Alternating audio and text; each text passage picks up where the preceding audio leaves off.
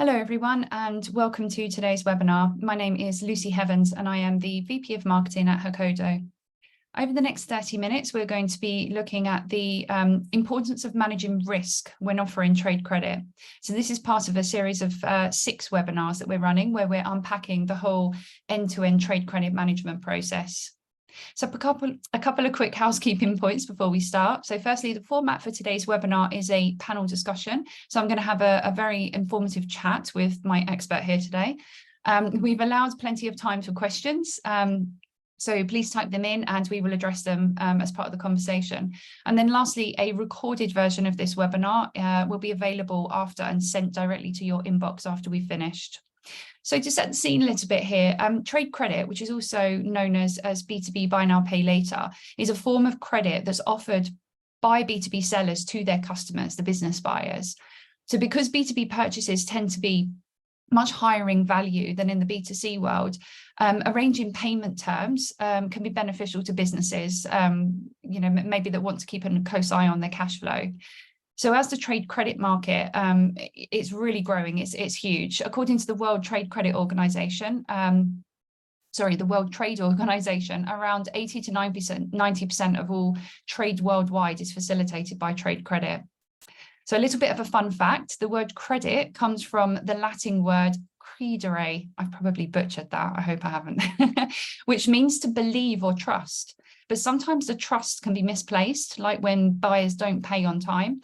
Buyers paying late is actually the risky side of trade credit and one of the main causes actually of business failures today.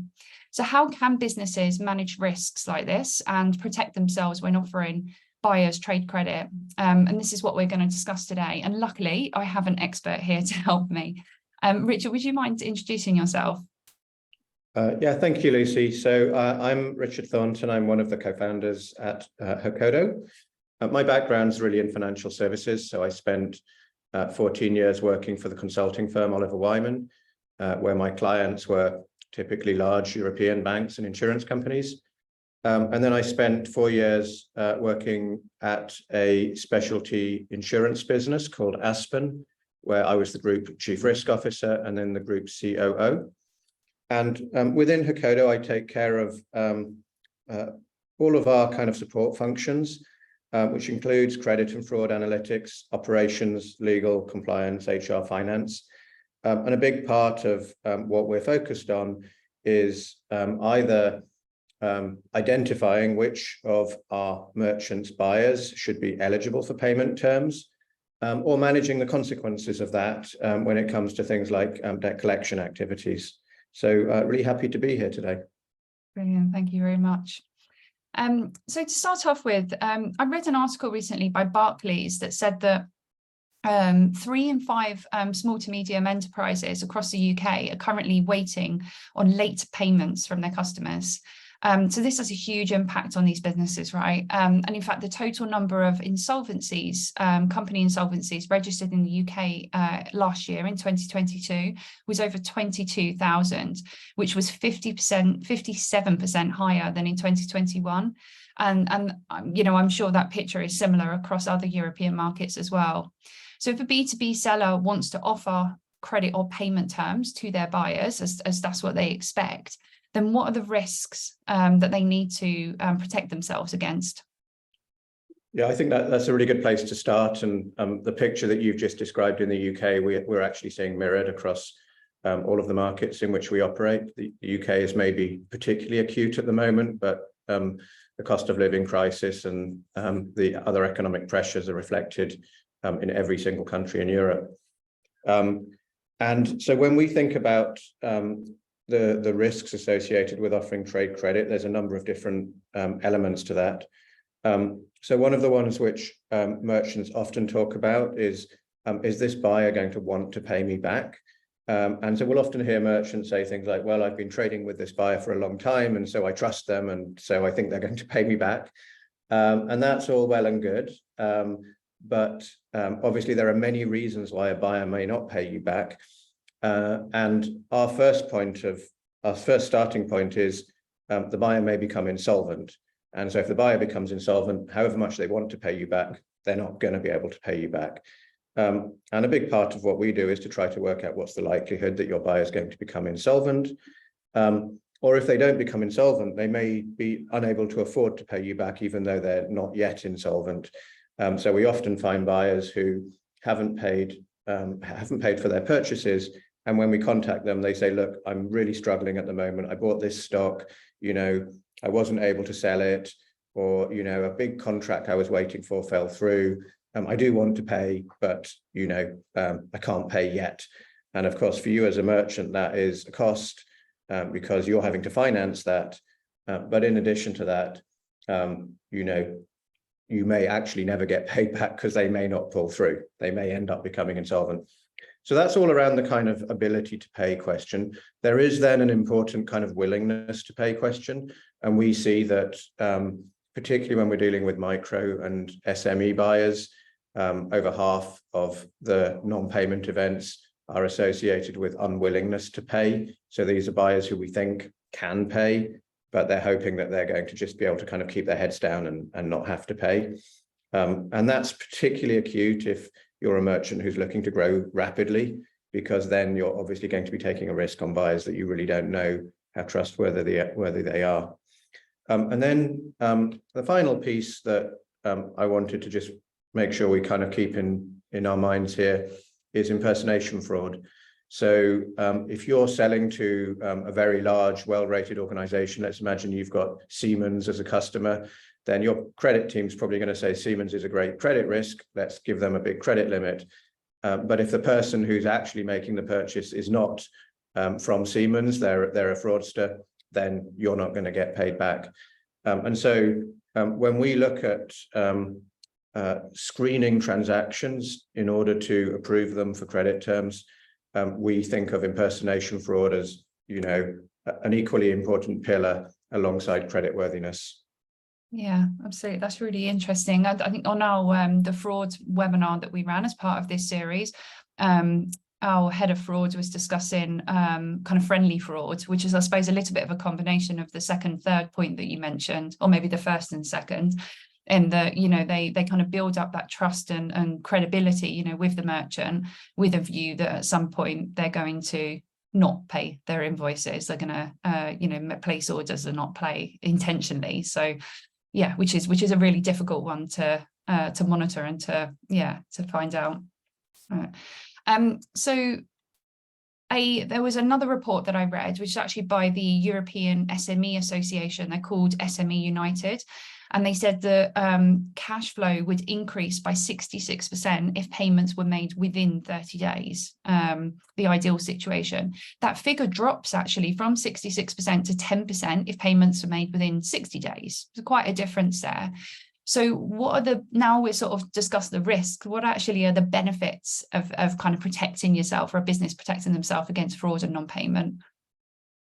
Yes, I mean, when we set up Hokodo, what we were trying to do with the company was to make it as easy for a merchant to accept payment on credit terms as it is to accept payment by card.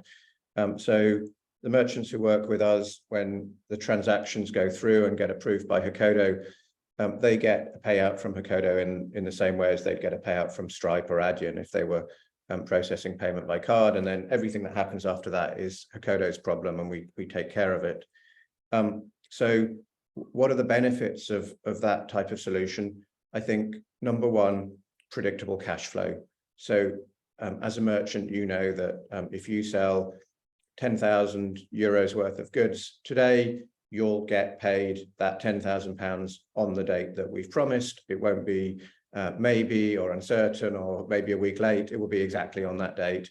And so that means that you don't need to have so much tied up in working capital.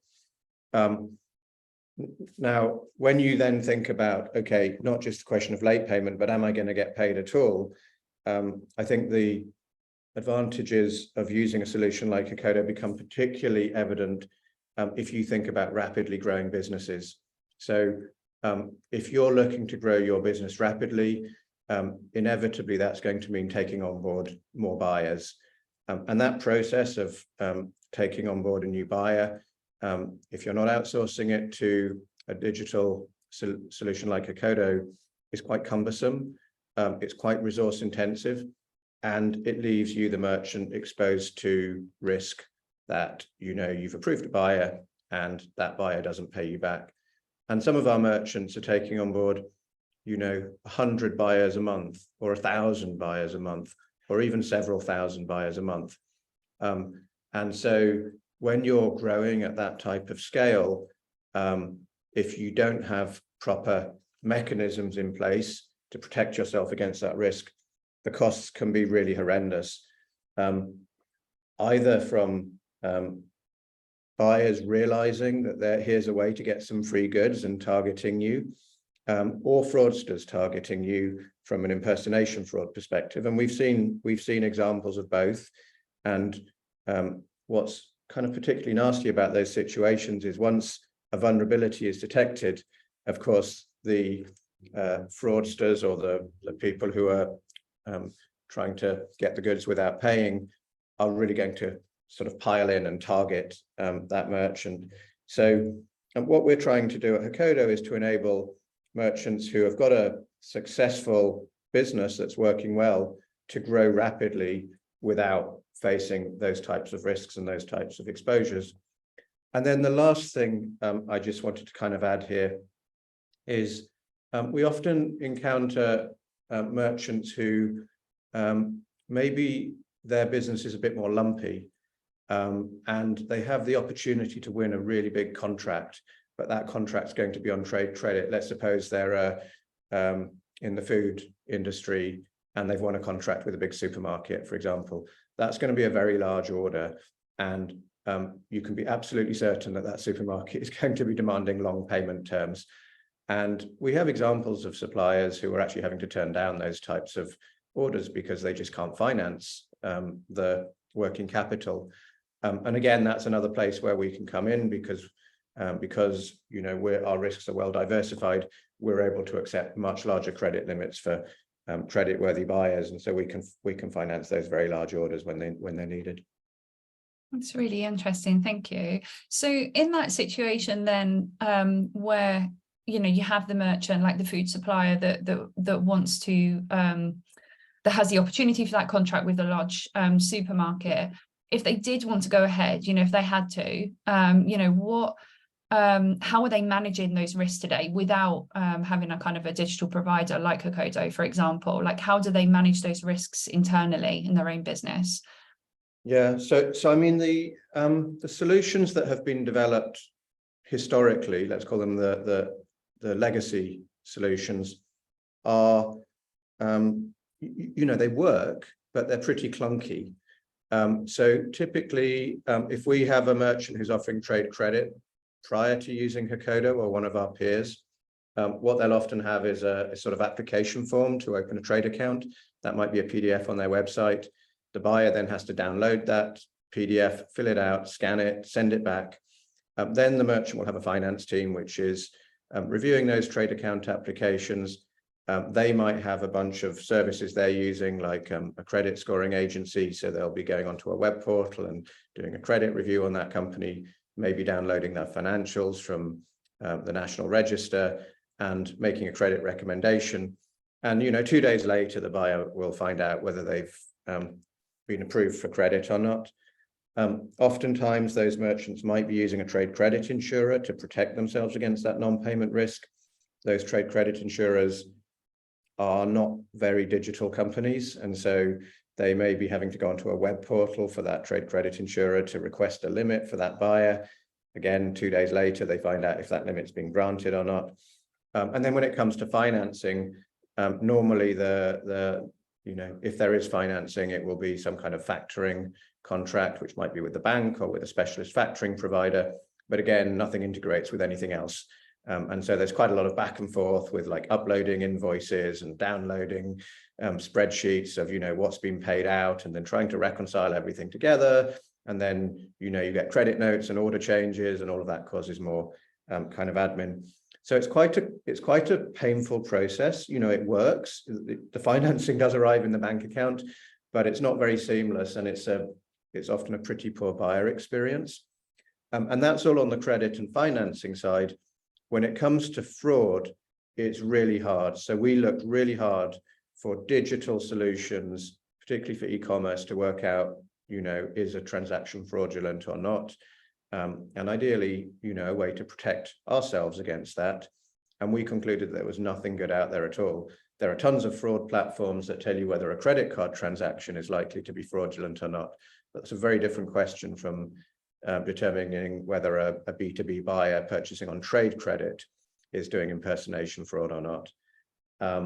And I think there are really no good vended solutions that, for a merchant will out of the box allow you to screen out fraudulent trade credit insurance purchases. So you're really left with quite cumbersome processes like, getting your buyer to have one of the directors identify themselves by uploading their passport, or sending a letter to their registered address so that that you are really dealing with the company that you think you're dealing with. None of these solutions fit naturally into the way that businesses want to trade with each other. And so, what we tend to see is that companies limit trade credit to the buyers that they've been dealing with for a long time, because they just don't have any really good way of verifying the authenticity of the buyer. And so at Hokodo, we ended up building our own digital platform to, on a probabilistic basis, work out how likely it is that the buyer is who they say they are, without having to introduce all of that friction into the journey. And these fraudsters are clever, right, as well. If they find a kind of a weakness on a particular merchant site, they're not going to stop there. They're going to go to kind of lots of different merchants to keep sort of trying it if they found like a little technique that works. So yeah, I suppose the other sort of, flipping it on its head now, how does that one merchant, if they're managing that internally, know that this new fraudster coming onto their site hasn't sort of, or they're not a fraudster, they've tried all these different other kind of merchants as well. So, whereas we do, don't we? We obviously would block that one, buyer then if we recognize that they are a fraudster from accessing any of the, sites that are customers of ours. So yeah, that's really interesting. That's right, Lucy. So e-commerce is particularly exposed to this. So we, particularly when we have several merchants in the same sector, we very commonly see that a buyer who has either been blocked on one merchant for non-payment or been blocked because they've been identified as fraudulent will then go to another merchant in the same sector and try exactly the same thing. And obviously, our system's set up to spot that and to block it, but it's very common. Yeah, interesting. So there are, with so many kind of e-commerce platforms and marketplaces and digital solutions, as you said, like with the kind of fraud solutions out there, there's kind of, there's endless ways now for merchants to kind of sell online, making it kind of really easy for them to expand their business and go global, or, sell right across Europe, all these different countries. But there are lots of different kind of complexities around payment strategies and taxes and things. I know they're two of the most kind of complex sort of situations if companies are looking to kind of go global and expand. So if a seller wants to enter a new market, then a merchant wants to enter a new market, go into a new country and offer credit to buyers in that country, what are the kind of challenges that they would see, and how would they deal with that? Yeah, so obviously there's a bunch of things that merchants need to consider when they sell internationally, and you touched on some of them which are not our focus, like sales taxes and so on. But when it comes to offering trade credit, that is our bread and butter, and payment methods. And there's a few things that people need to think about when they're expanding internationally. I'd say, first of all, number one is going to be payment methods. So payment methods differ country to country. Across the Euro area, we now have SEPA as a kind of consistent payment method, which is helpful. But there are still local payment methods that people may or may not expect in that market. Belgium, Netherlands, France, each of them has kind of local specific payment methods as well. So that's one thing to kind of think about. A second aspect is regulation. So by and large, offering trade credit is unregulated across Europe, but that's not completely true. So for example, in France, there are legal restrictions on how long the payment terms can be. And those restrictions are quite complicated. So, it's often 60 days, but in certain sectors, it can be 30 days. And then there's certain exceptions where it can be longer. So it's important for merchants to check out those things. And then when it comes to the sort of credit evaluation and then managing the credit process, unfortunately, that is distinct country by country. So the first thing is the data sources are different in each country. So if you're relying on Companies House financials in the UK, then you're going to need to find a provider or a way of getting signed up for, the different source of financials that you'll be getting in Spain or in France or in Denmark or whatever. Then obviously those financials are normally filed in the local language. So if you have a team who are doing credit reviews, then you need to make sure that that team is able to read financials in whatever language it's going to be in. We're obviously often, occasionally we'll end up speaking to the buyer because we need additional information from them. And so if you're doing that with your credit team in-house, then again, they need to be able to converse in local language. And then I guess the final piece I'd just say is you're probably going to end up with a bunch of different service providers as well. So if you're relying on a credit rating agency, some of them, a lot of them will cover several countries, but very few of them will cover all the countries in Europe. So you may need different suppliers there. If you're doing the debt collections activity and you have a process where maybe you do the dunning in-house up to a certain stage and then you hand over to an external DCA, then the debt collection agencies are different in each European country. There are very, very, very few who do a good job in more than one country. And so at Hokodo, we end up using specialists in each individual country. And so you will need to set up kind of separate processes for each of those. And then finally, when it comes to financing, this really depends on who your financer is. If your financer is a really global bank like BNP Paribas or Citi or HSBC or Santander, then it may be that they'll finance all of your receivables all over Europe. But if you're using more of a kind of specialist factoring company, they tend to be quite kind of country specific. And so you'll need a different financer in each country. And obviously at Hokodo, what we've tried to do is make our solution pan-European. So it doesn't matter where you're trading in Europe, the integration that you've done with Hokodo through one set of APIs or one plugin, we can just then switch on, whatever new country you're moving into. Everything will work seamlessly in local language with the right currencies and the right credit terms and all the rest of it. So we've tried to make that process as kind of painless as possible. We can't solve all of your problems. You're still going to need to speak to people about sales tax or whatever else is involved, but we try to make the whole payments piece a sort of, one size fits all solution. Yeah, certainly seems a lot simpler, than from an e-commerce perspective. You do kind of think that it's just that kind of online piece that you just kind of almost have to switch on. You don't kind of really take into consideration all of the back office setup that needs to be, in place before you're entering into these different regions. So yeah, from an e-commerce perspective, online, the world's your oyster. You can go where you want to go, but yeah, it seems like a lot more that needs to be considered. So Hokodo has a kind of a slightly different approach to how we manage risks. Can you tell me a little bit about that then? What is different? What exactly is different? Yeah, I think I've kind of talked about what's different about how we manage risks compared to how merchants do it, which is that we're using a much more kind of digital approach and much more automation. But we also have a slightly different approach in how we manage those risks compared with our peers. So some of our competitors in the kind of digital trade credit or B2B buy now, pay later space offer solutions which, probably look similar outside in. But under the hood, one of the big differences is how the credit and fraud analytics works. And there's two major differences here. So the first one is at Hokodo, we've built all of our own credit and fraud analytics. So we're not reliant on a third party to make our credit decisions. Why does that matter? Well, the number one benefit is it gives us much more control around how we shape the footprint of transactions which are going to get accepted for the merchant. So We have some merchants who are selling to very large, very well-rated companies, and then it's relatively straightforward in the sense that,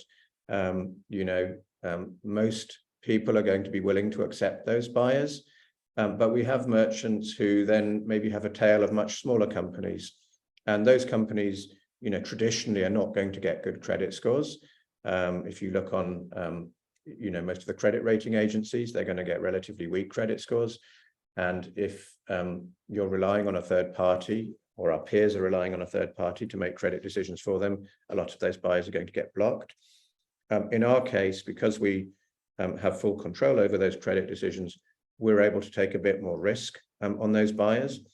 And we can do things like give small credit limits to buyers who would otherwise be considered uncreditworthy, and allow those buyers to successfully make repayments. And as they make repayments, we ratchet up their credit limit. We have also been able to uncover lots of pockets of buyers that you might think would be bad credit risks, who actually we're able to offer credit to. So to give an example of that, in certain countries, we'll see that buyers have registered with the National Register as being dormant. Now, you might think that if a dormant buyer comes along to buy from you, that's suspicious and you probably shouldn't give them credit. And that is what a lot of our peers think.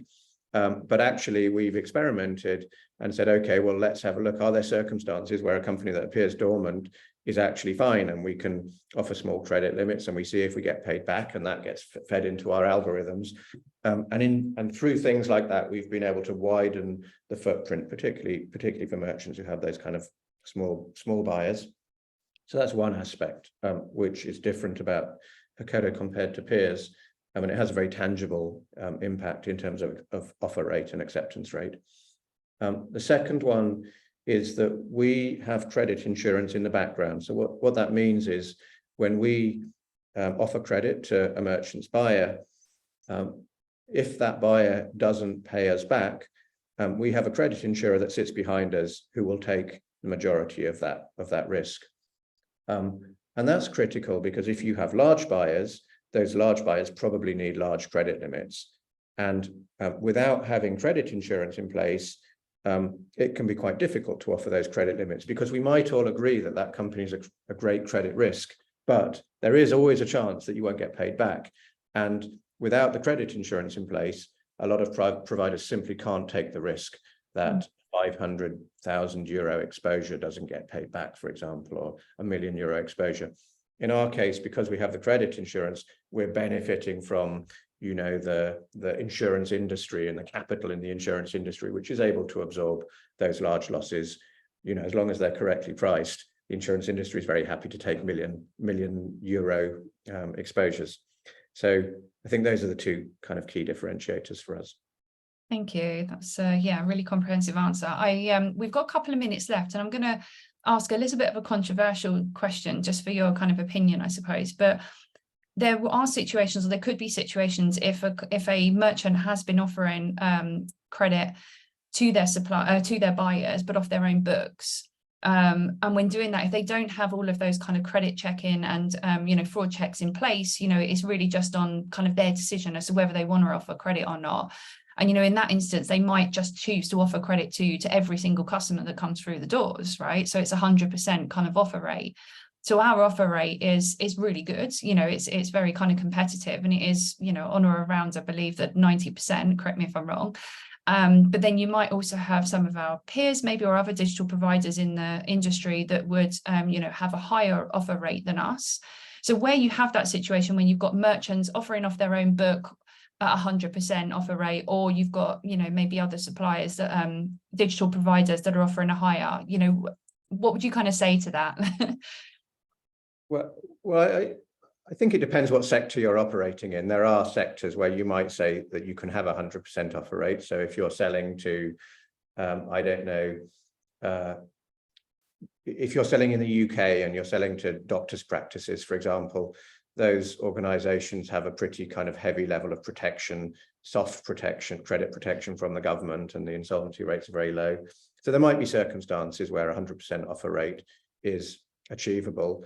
But if you're selling to a general cross-section of businesses in the UK or France or or Italy, I would say if you've been sustaining 100% offer rate so far, you've been quite lucky. I think the day will come when you get targeted by people who with the intention of not paying you back, and at that point, either your offer rate will drop from 100% or you're going to find yourself in quite a tough position. Yeah, exactly. Or they don't have the kind of processes in place, I suppose, maybe to track the impact of that kind of 100% offer rate. Maybe there have already been losses. And yeah, okay. No, that's that. Thank you for answering that question. Okay, we've hit time now. It goes by so quickly, doesn't it? But thank you so much. That was so informative. Really enjoyed that chat with you. And I hope the audience found it as informative. So enjoy the rest of your day. Thanks, Richard. Thank you, everyone. Pleasure. Thank you.